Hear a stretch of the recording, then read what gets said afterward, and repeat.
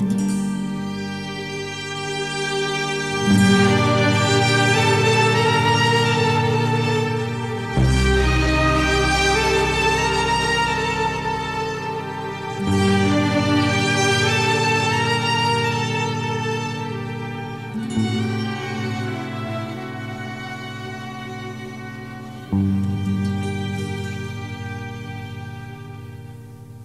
commencer, j'aimerais bien vous exposer d'abord quelques aspects de la réflexion linguistique qui caractérise le XVIIe siècle. La réflexion morale qui caractérise le XVIIe siècle a favorisé le développement de considérations rationnelles sur le langage et la langue. Dans la seconde moitié du siècle, deux textes majeurs issus de Port-Royal ont traité du signe, la grammaire générale et raisonnée d'Antoine Arnauld et de Claude Lancelot, et la logique ou l'art de penser d'Antoine Arnauld et de Pierre Nicole. Ces deux ouvrages qui contribuèrent le plus au succès de Port-Royal sont la plupart du temps étudiés et cités conjointement. Un rapport entre ces deux ouvrages devint alors inéluctable en diachronie. La logique vient compléter la grammaire. La grammaire générale et raisonnée de Port-Royal rend avec le modèle traditionnel de la grammaire qui établit à partir de l'analyse de l'usage un fonctionnement de la langue. Cette grammaire est limitée à la description, au classement et à l'explication. Il s'agit là de la grammaire traditionnelle. À partir de Port-Royal, c'est la grammaire jointe à la raison, c'est-à-dire la logique, qui va marquer pendant des siècles les études du langage et de la langue. La grammaire est devenue plutôt un art révélateur des manifestations de l'âme et de la raison contenues dans le langage. Elle va fonder également l'usage linguistique qui sera révélateur des rapports primitifs du langage donnés par Dieu à l'être humain. Les port-royalistes développeront une sémiotique qui voit dans la langue une représentation de notre pensée. La grammaire participe donc d'un renouveau pédagogique dans l'apprentissage des langues. Cela peut nous aider à mieux comprendre les enjeux qui entourent l'écriture de cet ouvrage. Ce renouveau pédagogique occupait les messieurs de Port-Royal depuis près de 20 ans. Ils publiaient alors des manuels sur la grammaire latine, grecque, italienne et espagnole. Ce qui caractérise essentiellement la nouvelle méthode port-royaliste du traitement des langues, c'est qu'elle distingue la langue enseignée de la langue enseignante. On distingue également l'outil d'analyse de l'objet analysé et la réflexion sur la langue de son utilisation. Les penseurs port-royalistes ont marqué l'histoire de la linguistique par cette nouvelle conception.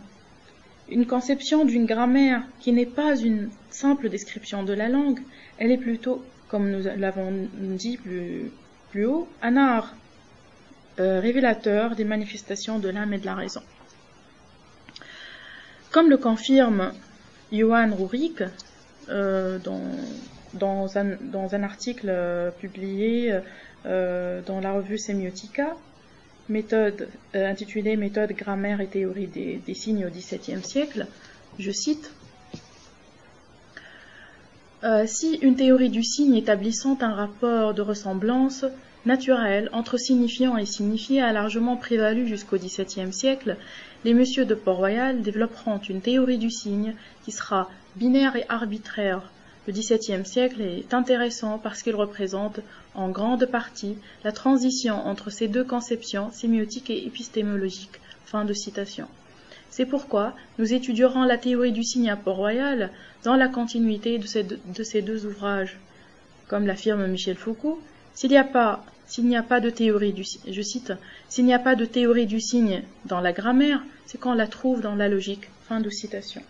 Citation tirée de la grammaire de l'article de Michel Foucault, La grammaire générale de Port-Royal, page 9.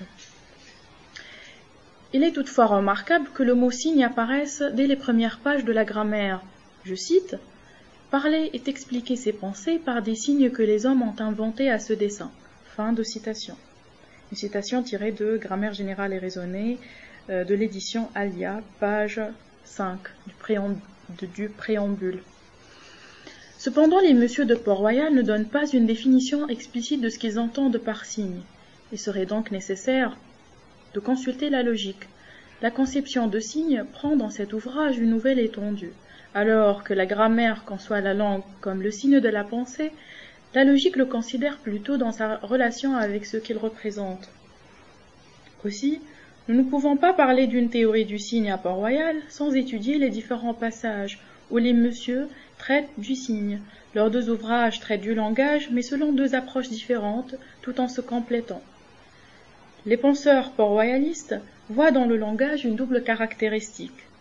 Il est étudié dans la grammaire, dans ses modes de fonctionnement. C'est un moyen révélateur de la pensée. Il assure la clarté du discours et de la communication. Dans la logique, par contre, il est étudié en tant qu'il représente la pensée. Pour ce faire, nous utiliserons trois textes des messieurs qui forment un véritable noyau de réflexion sur le signe à Port-Royal. La première et la cinquième édition de la logique ou l'art de penser, publiées respectivement en 1662 et 1683, et la grammaire générale et raisonnée, publiée en 1660. Notons que 6 chapitres ont été rajoutés à la cinquième édition de la logique publiée en 1683. Le chapitre 4 et 15 de la première partie, le chapitre 1 et 2 qui sont considérés comme une réécriture de la grammaire, et le chapitre 12 et 14 de la deuxième partie. Une définition tirée de la logique a suscité un grand débat sur la théorie du langage à Port-Royal. Elle affirme l'existence du signe qui implique l'association de deux idées, renvoyant chacune à une chose. Elle contient deux niveaux. Le signe n'est pas une idée, mais bien un objet. L'esprit considère les choses selon deux modes, la chose et le signe. Lorsque nous avons l'idée d'un signe, cela dit que notre esprit conçoit une chose comme étant un signe. Je vais vous lire cette citation tirée de la logique ou l'art de penser, édition Presse universitaire de France. Cette citation tirée de la première partie et du chapitre 4, page 52-53. Je cite: « Quand on considère un objet en lui-même et dans son propre être, sans porter la vue de l'esprit à ce qu'il peut représenter, l'idée qu'on en a est une idée de chose, comme l'idée de la terre, du soleil, mais quand on regarde un certain objet, que comme en représentant un autre, l'idée qu'on en a est une idée de signe. C'est ainsi qu'on regarde, d'ordinaire, les cartes et les tableaux. Ainsi le signe enferme deux idées, l'une de la chose qu'il représente, l'autre de la chose représentée, et sa nature consiste à exciter la seconde par la première. » Le verbe exciter est très important dans cette citation, nous revenons plus tard à ce verbe. Cette définition n'est-elle pas tirée de l'œuvre augustinienne? Il est vrai que dans le corps du texte de la logique, la référence à saint Augustin est saillante. Les messieurs citent explicitement le nom de saint Augustin 5 fois dans le corps de la logique. Elle est plus évidente dans la construction de la théorie sémiotique des messieurs. C'est une œuvre qui pose beaucoup de difficultés à ses commentateurs. Dégager ses sources lointaines, Augustin, Aristote, Cicéron, de ses sources contemporaines, Descartes et Pascal notamment, constitue un problème majeur pour comprendre la composition et la structure de cette œuvre. André Robinet nous invite d'ailleurs à se pencher sur l'héritage important qu'a fourni saint Augustin aux messieurs grammairiens et logiciens de Port-Royal. Je cite André Robinet, une citation tirée de son ouvrage « Le langage à l'âge classique », page 9. Si Port-Royal, sa grammaire et sa logique se composent et s'imposent dans les publications de cette décade, la raison en est augustinienne. Sans le De Magistro, sans le De Doctrina Christiana, il n'y aurait pas eu cette grammaire-là, ni cette logique, ni ces petites écoles. Le langage n'eût pas reçu la tâche de représenter la pensée à la manière dont il le fit. » Fin de citation. On voit ici une véritable... ici, André Robinet donne beaucoup d'importance à l'héritage augustinien à Port-Royal. Deux lettres de Nicole à Arnaud prouvent également une filiation augustinienne de la définition du signe qui figure dans la logique, ainsi que dans la perpétuité de la foi de l'Église catholique touchant l'Eucharistie.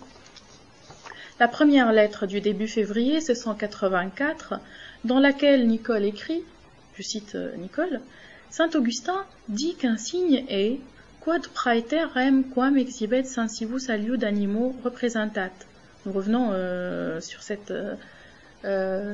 cette citation latine.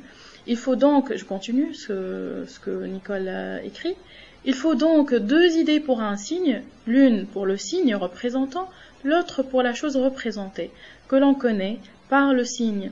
Le signe excite l'esprit, mais nous revenons une autre fois au verbe exciter. Le signe excite l'esprit, mais il faut qu'en vertu de cette excitation, il se forme une idée distincte de la chose représentée. Mais si on n'a qu'une seule idée, on ne voit point le signe comme signe, mais comme chose. Fin de citation. La seconde lettre, qui prouve également une filiation augustinienne de la théorie du signe à Port-Royal, cette seconde lettre écrite également par Nicole à son collaborateur du 12 avril 1684, dans laquelle nous lisons, je cite, l'idée commune que l'on a d'une chose qui représente, c'est-à-dire d'un signe, est celle même que saint Augustin en a eue lorsqu'il définit un signe, je cite, saint Augustin, quod praeter speciem quam exhibet sensibus aliud quid animo representat. Cette citation latine est tirée, il s'agit d'une citation tirée De Doctrina Christiana que les messieurs citent dans ces lettres. Voilà.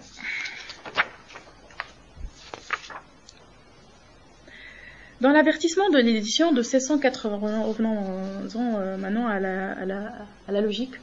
Dans l'avertissement de l'édition de 1683, les messieurs évoquent de nouvelles additions. Je cite, « On a fait diverses additions importantes à cette nouvelle édition de la logique, dont l'occasion a été que les ministres se sont plaints de quelques remarques qu'on y avait faites, ce qui a obligé d'éclaircir et de soutenir les droits qu'ils ont voulu attaquer. On verra par ces éclaircissements que la raison et la foi s'accordent parfaitement, comme étant des ruisseaux de la même source, et que l'on ne saurait guère s'éloigner de l'une sans s'écarter de l'autre. Mais quoique ce soit des contestations théologiques qui ont donné lieu à ces additions, elles ne sont moins propres ni moins naturelles à la logique. Il s'agit ici d'additions extra-logiques, qui relèvent soit de la morale, soit de la linguistique. Les 4 chapitres ajoutés à cette édition constituent le noyau de la théorie du signe à Port-Royal. Or, nous constatons d'après ce passage que le signe ne constitue pas en soi la finalité de ces additions. Il s'agit de contestations théologiques. Plutôt que linguistiques, nous étudierons dans les lignes qui vont suivre les éléments théoriques développés par ces nouveaux chapitres. Nous essaierons ensuite d'en dégager les principaux enjeux. Mais revenons-en là à saint Augustin. S'interroger sur pourquoi et comment les hommes parlent-ils est au centre de la réflexion menée par les messieurs, ainsi que saint Augustin, évidemment. Le comment consiste en la production d'un discours qui établisse les correspondances les plus adéquates et les plus possibles entre la représentation et la chose représentée. Les messieurs essayent de construire un modèle sur le langage qui soit exempt des contraintes liées au corps ou à la signification, la signification devrait être dépourvue de tout support concret, c'est-à-dire la suite phonique, le son. Sur ce point, les deux réflexions augustiniennes ainsi que port-royalistes convergent. En effet, une des caractéristiques les plus marquantes du langage humain consiste dans la créativité. Il a la capacité d'exprimer un nombre de significations illimitées, alors que la communication animale se limite à quelques messages stéréotypés. Cette caractéristique de la langue des hommes résulte elle-même de deux autres particularités. D'abord, elle est construite à partir d'unités élémentaires, suite phonique et signification, qui s'assemblent pour former des milliers de mots et de phrases. Il s'agit de la double articulation du langage humain. Deuxièmement, la représentativité est un autre caractère fondamental du langage humain.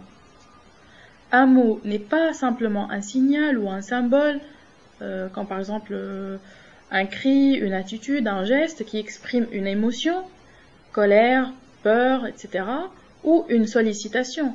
Le langage repose sur des signes arbitraires qui renvoient à des représentations du monde, par la simple construction d'un discours significatif. l'homme arrive à représenter un objet, une personne, et donner des informations sur des faits, etc. Nous cherchons au cours de notre travail de recherche à tracer une filiation entre l'évêque d'Hippone et les messieurs de Port-Royal. Les travaux qui ont été faits sur le langage à Port-Royal se sont intéressés à leur parenté avec le cartésianisme. Force est de constater qu'outre la source augustinienne, plusieurs emprunts de l'œuvre logique des disciples de Port-Royal viennent de Pascal et de Descartes. Cette perspective a occulté l'importance de la source augustinienne, qui est au centre de mon travail de recherche. Mon objectif est de faire apparaître le rôle qu'a pu jouer l'augustinisme à cette époque classique. À Port-Royal, on réfléchit sur la dualité du signe linguistique, signifiant-signifié, la réflexion augustinienne sur le langage, ou sur le signe langagier en particulier, peut alors servir de cadre à notre étude qui vise essentiellement à étudier le texte source d'Augustin, ainsi que sa réception à cette époque de la littérature française. Nous partirons dans notre analyse de quelques aspects génétiques du texte classique pour en dégager les sources augustiniennes qui constituent l'un des problèmes posés aux commentateurs. Nous cherchons à répondre à cette question: comment se fait la transposition d'un héritage épistémologique sur le langage à cette époque classique? Martine Pécharmont, dans son article Port-Royal et l'analyse augustinienne du langage, parle d'une restructuration de l'épistémé linguistique. Le mot restructuration est celui de Martine Pécharmont. Elle parle d'une restructuration de l'épistémé linguistique par la grammaire de Port-Royal. L'une des finalités de ce travail, de mon travail de recherche bien entendu, est d'étudier la mutation de cet épistémé opérée par les messieurs dans l'histoire des idées linguistiques. Il est toutefois clair que la théorie du signe à Port-Royal est à la fois d'essence augustinienne et cartésienne. La lecture que les messieurs en fait de Descartes joue un rôle primordial dans la modification de la conception augustinienne du signe langagier. C'est pourquoi nous cherchons au cours de notre étude à montrer comment les messieurs de Port-Royal combinent des réflexions venues de sources diverses pour élaborer une œuvre qui a bien marqué l'histoire des idées linguistiques.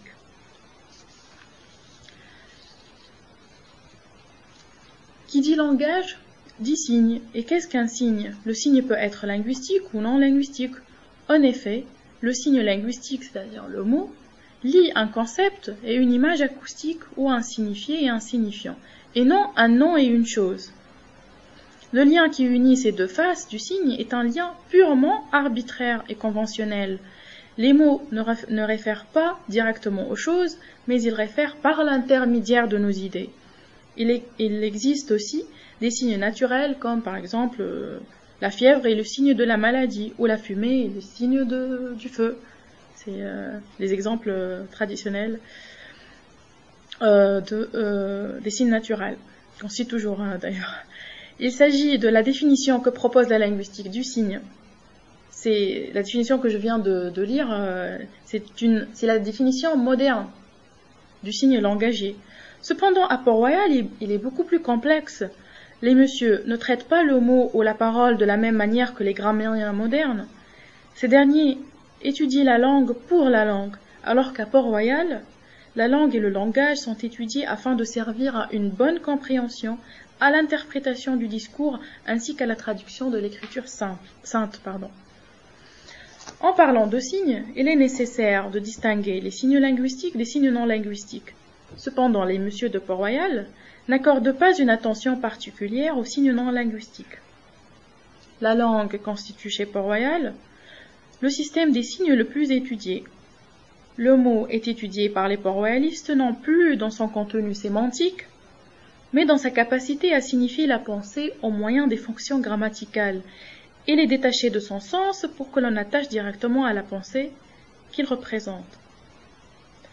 Il est donc intéressant de creuser la dimension analytique de la langue à Port-Royal. Les messieurs ont marqué l'histoire des idées linguistiques par cette nouvelle perception des outils de la langue. Cette réflexion cherche les finalités du langage. Michel Foucault parle, je cite, de la fin qu'on poursuit en parlant. Fin de citation. dès sa naissance, une volonté intérieure d'exprimer ses sentiments, ses envies, ses idées, etc. se manifeste chez l'être humain. Nous parlons également dans la grammaire de Port-Royal de lois imposées à la langue afin de garantir la clarté du discours scientifique et du langage au sens large. Ces lois tournent autour de cette volonté des sujets parlants, une volonté de transmettre à autrui ce que nous avons dans l'âme, est au cœur de la réflexion port-royaliste sur le langage. Pour étudier l'origine, logique, la valeur et la portée scientifique du langage, les messieurs recourent à une méthode bien précise. Ici, les messieurs rejoignent Saint-Augustin dans son souci de la recherche de cette volonté cachée dans chacun de nous. Peut-on attribuer aux messieurs de Port-Royal un travail de seconde main, d'une réflexion augustinienne sur le langage? Nous cherchons au cours de notre étude à analyser les emprunts augustiniens, explicites ou implicites, qui font l'originalité de la réflexion linguistique à Port-Royal.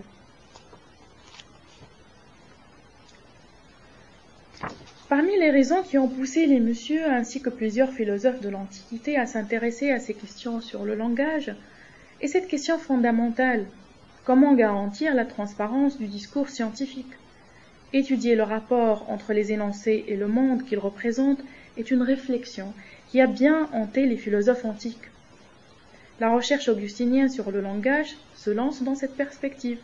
L'évêque d'Hippone analyse les propriétés du langage en se centrant sur le mot, ce qui retient notre attention du De Doctrina Christiana au De Magistro, en passant par le De Dialectica.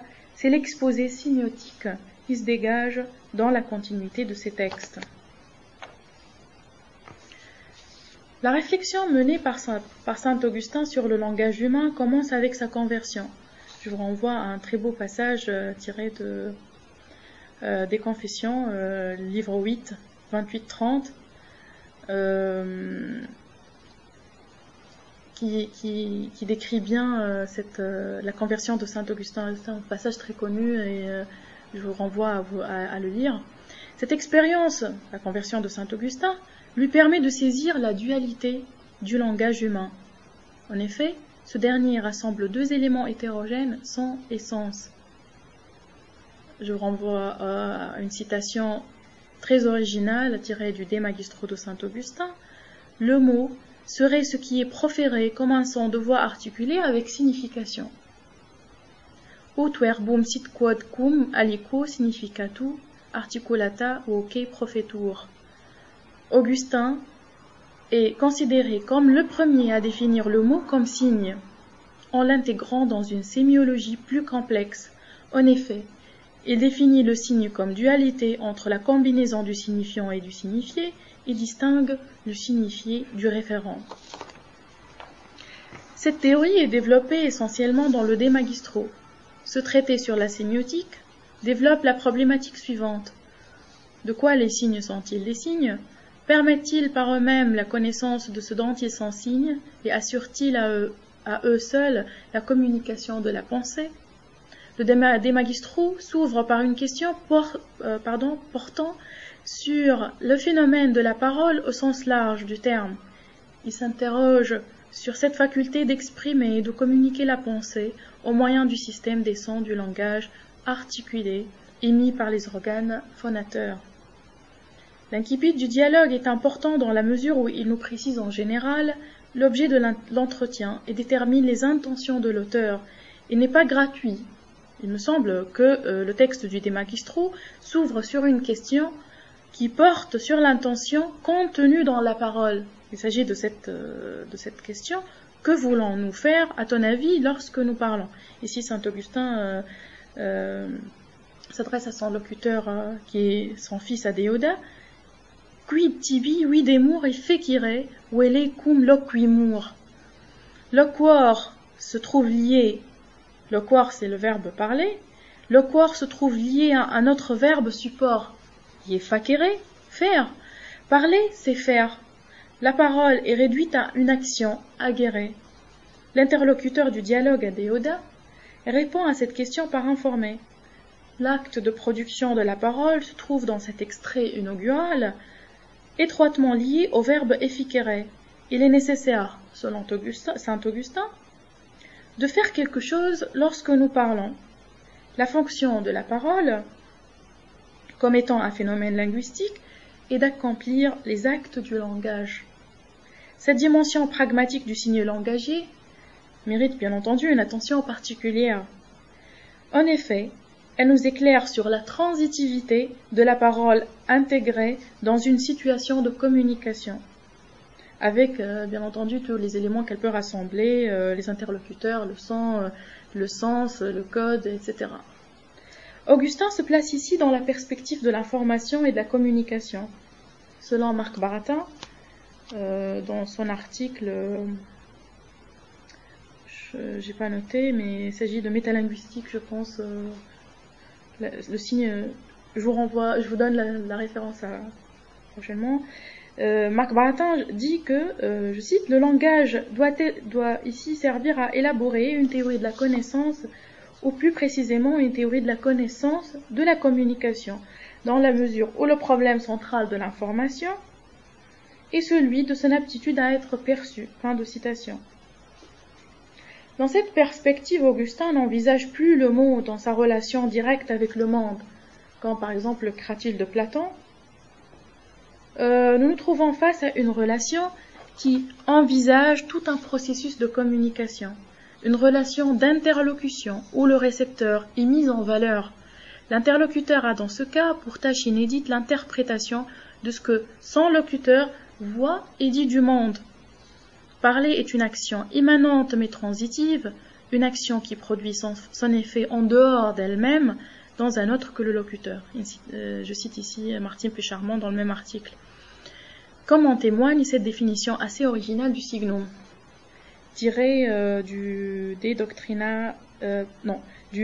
Dialectica, livre 5. Je lis.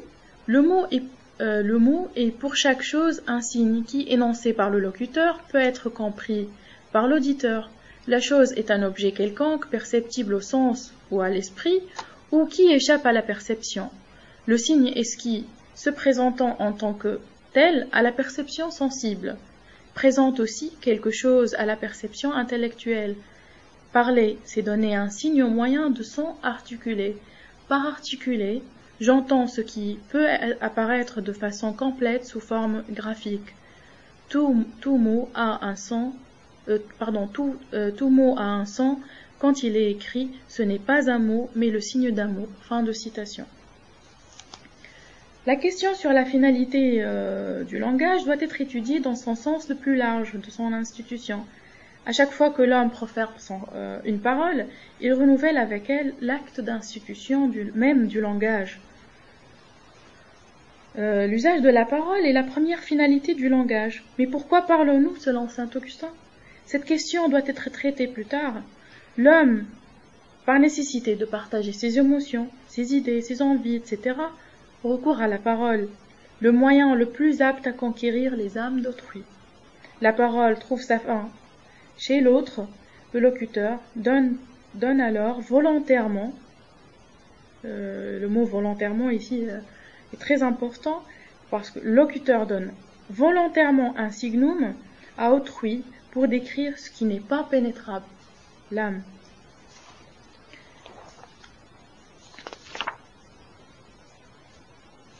En effet, la volonté manifestée par le locuteur qui est explicitée dans le traité sur le maître modifie la définition du signe telle qu'elle a été présentée antérieurement dans le De Doctrina Christiana et le De Dialectica.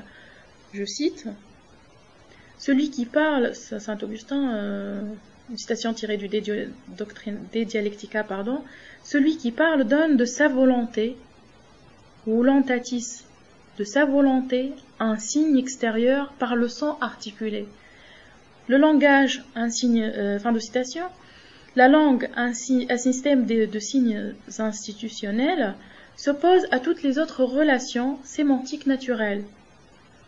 Vouloir produire une connaissance dans l'esprit d'autrui, au moyen et à partir d'un signe, c'est de la part de l'usager de ce signe vouloir faire connaître à autrui quelqu'une de ses conceptions ou quelqu'un de ses sentiments. Citation de Martine Pécharmont dans le même article. À ce stade de l'analyse, nous pouvons constater que saint Augustin parle d'une relation binaire entre deux esprits.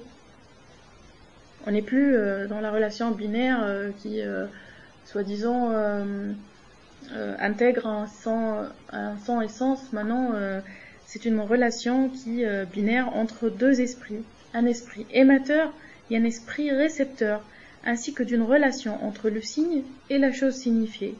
Dans ce cas, le passage du signe à la chose signifiée ne décrit pas la totalité du processus de la communication.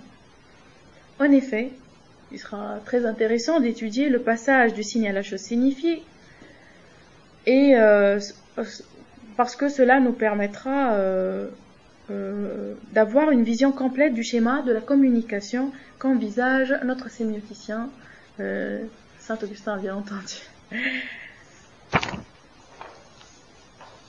Ce processus de communication intègre à la fois une connaissance sensible et intelligible. Dans les deux esprits, la nouvelle définition du signum, telle qu'elle se présente dans le De Magistro, dépasse la simple perception sensible de celui-ci. La valeur du signe linguistique, le mot, se caractérise essentiellement dans sa capacité à unir deux esprits, ou plusieurs esprits. Il intègre un processus complexe où se trouve uni parallèlement un trajet du son au sens et d'un esprit émetteur à un esprit récepteur. Un esprit pensant dispose, comme on l'a constaté, d'une volonté intérieure qui le pousse à exprimer ses pensées et à les partager avec autrui. L'émerveillement de saint Augustin dans un passage tiré du De Quantitate Animae affirme également la magie des mots à faire connaître par leur perception sensible à quoi pense l'autre. Je cite saint Augustin dans De Quantitate Animae. Quand le nom même échappe de ta bouche, et qu'en l'entendant je pense au soleil, auquel tu as pensé avant de le dire, et tout en le disant, et auquel maintenant, peut-être, nous pensons en même temps, ne te semble-t-il pas que le nom même a en quelque sorte reçu de toi une signification qu'il m'a portée à moi par l'intermédiaire de mes oreilles? Fin de citation. La parole n'est alors qu'un moyen permettant par sa perception sensible l'accès à la connaissance. Elle fonctionne également comme médiateur entre les esprits. C'est grâce aux mots que les hommes peuvent pénétrer dans l'intériorité des âmes. Il est intéressant de creuser davantage cette dimension intersubjective qui va de l'extérieur à l'intérieur, du sensible à l'intelligible et du son à la pensée.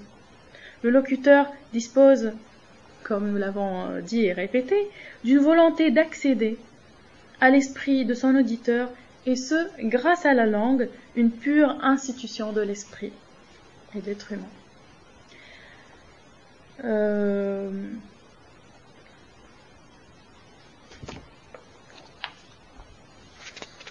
Nous passons maintenant à...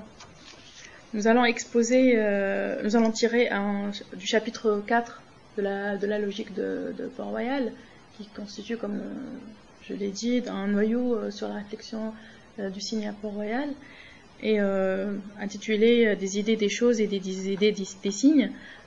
Port-Royal, contrairement à Saint-Augustin, ne s'interroge pas sur le pourquoi parlons-nous, mais Port-Royal s'interroge sur le qu'est-ce que parler, qui est totalement différent de ce qu'envisage Saint-Augustin. Juste une petite parenthèse, Descartes, lui, il pose la question, qu'est-ce que véritablement langage? Qu'est-ce qui est véritablement parole? Ici, Port-Royal, nous allons voir que la définition du signe vraiment très implicite et elle est difficile à dégager. Mais nous allons analyser un échantillon qui est le chapitre 4, et j'essaierai de vous montrer la différence entre ce que je viens de dire sur Saint-Augustin. Donc, la portée de ce chapitre, qui est le chapitre 4, est beaucoup plus complexe que de répondre à des objections sur l'Eucharistie, comme nous l'avons rappelé plus haut. Le texte de la logique s'ouvre sur une description des 4 opérations de l'esprit, En distinguant le signe de la parole, les port-royalistes distinguent l'outil d'analyse de l'objet d'analyse. Le dessin de cette nouvelle édition de la logique est clair. Je cite, « La logique a pour but de donner des règles pour toutes les opérations de l'esprit, et aussi bien pour les idées simples que pour les jugements et pour les raisonnements. Il n'y avait guère d'autre mot qui enferma toutes ces différentes actions, et certainement celui de penser les comprend toutes, car les simples idées sont des pensées, les jugements sont des pensées, et les raisonnements sont des pensées. » Fin de citation. Je porte une attention plus particulière à ce chapitre de la logique. D'abord, parce que les messieurs annoncent un plan d'analyse avant d'entamer le corps de la logique. Le plan de la première partie est exposé comme suivant. Ainsi, comme suivant. 1. La nature. Ainsi, les réflexions sur les idées peuvent-elles, selon le raisonnement logique port-royaliste, se réduire à 1. Leur nature ou origine, 2. Leur objet, 3. Leur simplicité ou complexité, 4. Leur étendue, 5. Leur clarté ou obscurité. Cependant, ils ne mentionnent pas, les messieurs de Port-Royal, ne mentionnent pas dans leur plan adopté pour la première partie réservée aux idées, une analyse des signes. Cette dernière devrait être intercalée entre 2 et 3, c'est-à-dire entre la nature et l'origine des idées et leur objet. En outre, ce chapitre se trouve dans une partie qui développe la première action de l'esprit, qui est de concevoir, que les port-royalistes définissent comme, je cite, « la simple vue que nous avons des choses qui se représentent à notre esprit, comme lorsque nous nous représentons un soleil, une terre, un arbre, un rang, un carré, la pensée, l'être, sans en former aucun jugement exprès, et la forme par laquelle nous nous représentons ces choses s'appelle idée. » Fin de citation. Le signe figure au début de l'analyse de cette action, ainsi qu'au milieu de considérations sur l'idée. Ce chapitre est-il une dégression? Selon Michel Foucault, ce chapitre consacré au signe, je cite Michel Foucault, ce chapitre fait partie de l'analyse des rapports de l'idée à son objet. Il est normal que la théorie du signe soit placée au cœur de la réflexion sur l'idée, là où le rapport de représentation à l'objet se trouve mis en question. Comme nous l'avons déjà mentionné, ce chapitre 4 accorde une attention particulière aux signes. Sa définition a suscité un grand débat sur la théorie du langage à Port-Royal. Elle affirme l'existence du signe, qui implique l'association de deux idées renvoyant chacune à une chose. Je ne reviens pas sur cette citation que j'ai déjà lue au départ. Les écrits port-royalistes cherchent à unir deux domaines, la morale et la linguistique. Il s'agit de l'étude du fonctionnement du langage dans une perspective morale. Nous parlons de deux ordres d'analyse rationnelle, l'ordre de la connaissance intellectuelle et celui de l'examen moral.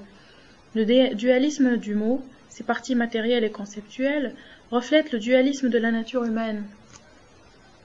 L'origine et la finalité du langage correspondent à la dualité de l'homme, corps-pensée.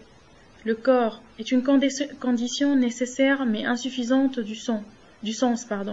Peut-on communiquer sans corps? Les penseurs de la logique insistent sur la rigidité de la langue, plus précisément du code linguistique. Comme nous l'avons déjà noté, la grammaire traite le langage dans sa manifestation matérielle et sonore, ainsi que spirituelle. Le signe est en effet une union de deux ordres hétérogènes, le corps et l'esprit, ou le sang et la pensée. Les messieurs insistent également sur la première finalité du langage qui est purement informative, la communication dans son aspect spirituel. La réflexion humaine doit passer par la parole, par les organes phonateurs, par le corps. La dualité du signe linguistique se révèle dès les premières pages de la grammaire qui réfléchit sur le signe linguistique dans sa matérialité et sa signification. Le langage est le lieu d'ambivalence intellectuelle. Il est vrai que l'idée passe par le corps, mais cela ne veut pas dire qu'elle devient corporelle. Ce qui caractérise la logique de Port-Royal est la subordination du sang par rapport à la pensée. La partie matérielle du mot n'est qu'un instrument qui assure la transmission de la pensée. L'inadéquation entre son et sens provoque l'erreur du raisonnement chez le destinataire. Par la suite, cela induit et provoque des malentendus. La pensée ne laisse rien de sa nature dans le signe langagier qui ne détient intrinsèquement aucun message. La logique insiste sur le lien entre les rapports du langage avec la pensée, plutôt que sur les liens entre le langage et le monde. La logique insiste également sur le fait que la parole ne se résume pas à la profération d'un son. La dualité du signe linguistique, pensée et parole, n'empêche pas le récepteur de comprendre à condition que celui-ci ne s'arrête pas à la matérialité du mot. Le son ne participe de la connaissance. L'interlocuteur ne peut accéder au sens en passant par le son, qu'en distinguant l'énonciation corporelle de l'énonciation conceptuelle. Arnaud et Nicole adhèrent au dualisme cartésien qui sépare le corps de l'âme. Les messieurs se basent sur cette constatation métaphysique pour faire la distinction au niveau de l'énoncé scientifique entre structures profondes et structures superficielles. Comment se fait alors le passage du plan métaphysique au plan linguistique? Les messieurs réfléchissent sur la dualité augustinienne du mot et l'hétérogénéité des éléments qu'elle rassemble. Le discours, la parole, le langage, la signification, la communication, etc. Quoique Suigers affirme nettement l'appartenance de Port-Royal au parti de Descartes, Jean-Claude Pariante puis Martin Pécharmont nie cette possible appartenance.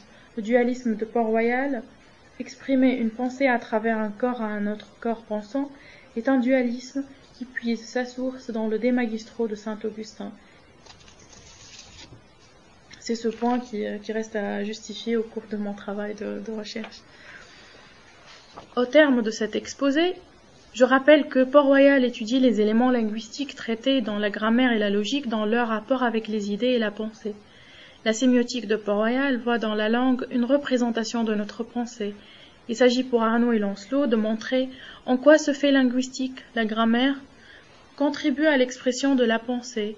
En effet, nous parlons en fonction des catégories grammaticales que nous impose la langue. Notre manière de penser, ainsi que la réalité, sont déterminées par celle-ci. Le mot dans la logique n'implique pas toujours la chose, c'est-à-dire le référent dans le monde. Cependant, il implique nécessairement l'idée. Nous avons déduit à travers cette constatation que la pensée port-royaliste privilégie le rapport du langage avec la pensée plutôt que son rapport avec le monde. Le mot fonctionne comme un signal qui avertit la conscience de la présence de l'idée. Le trajet du son vers le sens et la dépendance du sens au son n'est pas étudié à Port-Royal, quoique ce point nous semble intéressant. Plusieurs questions se posent au cours de cette étude sur le langage à Port-Royal. Le signe linguistique tel qu'il est évoqué dans la grammaire et la logique est réduit à la simple fonction d'exprimer la pensée. La conception port-royaliste constate que la pensée préexiste au langage. Les signes linguistiques sont alors réduits à la fonction de transmettre nos pensées sous une suite phonique. Cela constitue le point faible de la théorie du langage que nous venons d'examiner. En effet, la grammaire et la logique en fait une restriction de la valeur du signe. La théorie linguistique de Port-Royal a occulté le côté de la fonction pragmatique du signe. Finalement, il est nécessaire de savoir si le rationalisme linguistique de Port-Royal constitue une sorte de fin en soi, ou si cette position linguistique cherche à excéder le seul domaine de l'étude de la langue. C'est ce point qui permettra à la linguistique port-royaliste de s'inscrire dans l'histoire des théories linguistiques.